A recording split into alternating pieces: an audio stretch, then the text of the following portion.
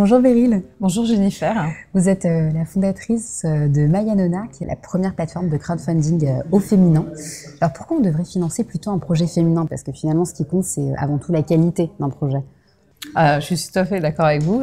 D'abord, le plus important, c'est la qualité du projet.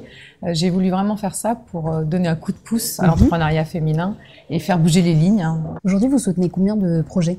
Alors, on en a soutenu 5. Il y en a 4 qui ont réussi.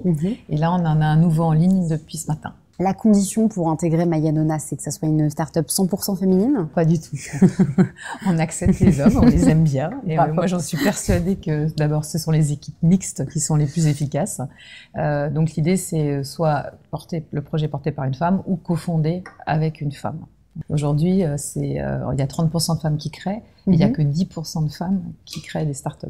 Donc, il y a un vrai sujet. Bien sûr. Pourtant, on fait les mêmes diplômes, on n'est même plus diplômés, puisqu'on représente 60% des diplômes de l'OCDE, et pour autant, on ne se retrouve pas dans l'entrepreneuriat. Donc, il faut agir.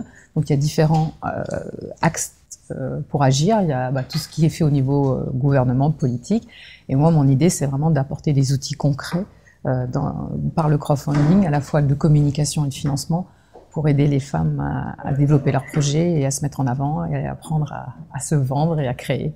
Quand on intègre dans une équipe dirigeante des femmes, l'équipe dirigeante est plus efficace. Donc vous avez plein d'études qui le prouvent, depuis 2007. Donc chaque année, ils refont les mêmes études et ils prouvent que c'est plus efficace quand il y a des femmes qui s'impliquent dans l'entreprise et qui ont des postes à responsabilité.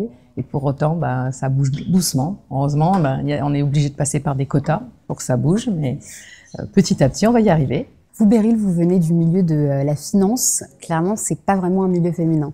Ah non, vraiment pas. Vous avez dû rencontrer certains obstacles. Mais toujours.